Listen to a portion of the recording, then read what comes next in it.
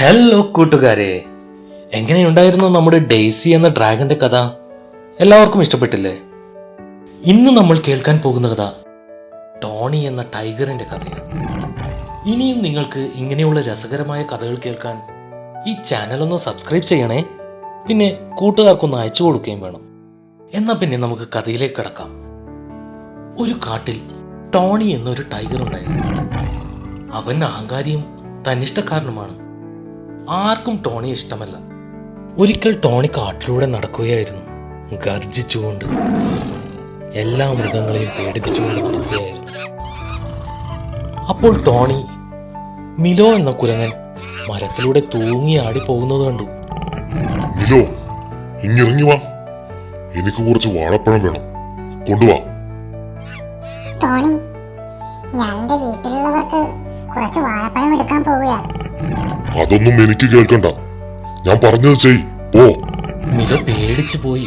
എവിടേക്കോ ഓടിപ്പോയി കുറച്ച് വാഴപ്പഴം സംഘടിപ്പിച്ച് അത് ടോണിക്ക് കൊടുത്തു. ടോണി നന്ദിയും പറയാതെ ആ വാഴപ്പഴവും എടുത്ത് ദൂരേക്ക് നടന്നുപോയി. എന്നിട്ട് ആ വാഴപ്പഴവും കഴിച്ച് ടോണി ഇങ്ങനെ കാട്ടിലൂടെ നടക്കുമ്പോൾ റിലേ എന്ന മുയലിനെ കണ്ടു. അവൾ പൂക്കൾ പറിക്കുകയായിരുന്നു. അപ്പോൾ ടോണി ഗർജിച്ചുകൊണ്ട് പറഞ്ഞു, റിലേ, എനിക്ക് വേണ്ടി ഒരു മാളമുണ്ടാക്ക്. എനിക്ക് വിശ്രമിക്കാൻ നല്ല ഒരു മാളം വേണം. ടോണി, ഞാൻ എനിക്ക് വേണ്ടിയുള്ള മാളം കൊഴിക്കാൻ പോവുക. പെട്ടെന്ന് ചെയ്, അല്ലെങ്കിൽ നീ ദുഃഖിക്കും. അങ്ങനെ പേടിച്ചു പോയ റിലേ ടോണിക്ക് വേണ്ടി മാളം കുഴിക്കാൻ തുടങ്ങി.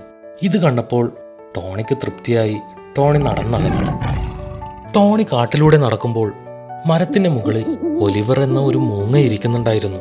ആ മൂങ്ങ ചോദിച്ചു, ടോണി, നീ എന്തിനാണ് മറ്റു മൃഗങ്ങളെ ഉപദ്രവിക്കുന്നത്?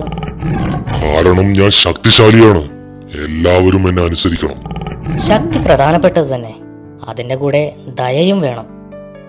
ഒലിവറിന്റെ വാക്കുകൾ കേട്ട ടോണി ആകെ ആശയക്കുഴപ്പത്തിലായി. കുറച്ചു ദിവസങ്ങൾക്ക് ശേഷം ടോണി ഒരു വേട്ടക്കാരന്റെ കെണിയിൽപ്പെട്ടു. അവൻ ഗർജിച്ചും മുരണ്ടും സഹായത്തിന് അപേക്ഷിക്കുന്നുണ്ടായിരുന്നു. അയ്യോ, രക്ഷിക്കണേ, ആരെങ്കിലും എന്നെ രക്ഷിക്കണേ. മറ്റുള്ള മൃഗങ്ങൾ ടോണിയുടെ കരച്ചിൽ കേട്ടു. അങ്ങനെ അവരെല്ലാം ടോണി കുടുങ്ങിയ കെണിയുടെ അടുത്തേക്ക് വന്നു. അവർ തമ്മിൽ തമ്മിൽ ചോദിച്ചു, നമ്മൾക്ക് ടോണിയെ സഹായിക്കണോ? അവൻ എപ്പോഴും നമ്മെ ഉപദ്രവിക്കാറാണ്. അപ്പോൾ ഒലിവർ എന്ന മൂങ്ങ പറഞ്ഞു, നമ്മൾ ഉറപ്പായും സഹായിക്കണം. കാരണം ടോണിക്ക് മനസ്സിലാകണം ദയയുടെ വില എന്താണെന്ന്. അങ്ങനെ മൃഗങ്ങളെല്ലാം ചേർന്ന് ടോണിയെ രക്ഷപ്പെടുത്തി. ടോണി പറഞ്ഞു, എല്ലാവർക്കും നന്ദി സുഹൃത്തുക്കളെ. ഞാൻ നിങ്ങളോട് കാണിച്ചതൊക്കെ തെറ്റാണ്. എനിക്കിപ്പോ ദയയുടെ വില എന്താണെന്നറിയാം. തെറ്റ് തിരുത്തിയതിൽ സന്തോഷം. നമുക്ക് ഈ കാട് നല്ലൊരു സ്ഥലമാക്കി മാറ്റണം. അന്നു മുതൽ ടോണി ഒരു മൃഗങ്ങളെയും പേടിപ്പിക്കാറില്ല. അവന്റെ ശക്തി ബാക്കിയുള്ള മൃഗങ്ങളെ സംരക്ഷിക്കാൻ വേണ്ടിയാക്കി. അങ്ങനെ ആ കാട് സന്തോഷമുള്ള ഒരു സ്ഥലമായി മാറി.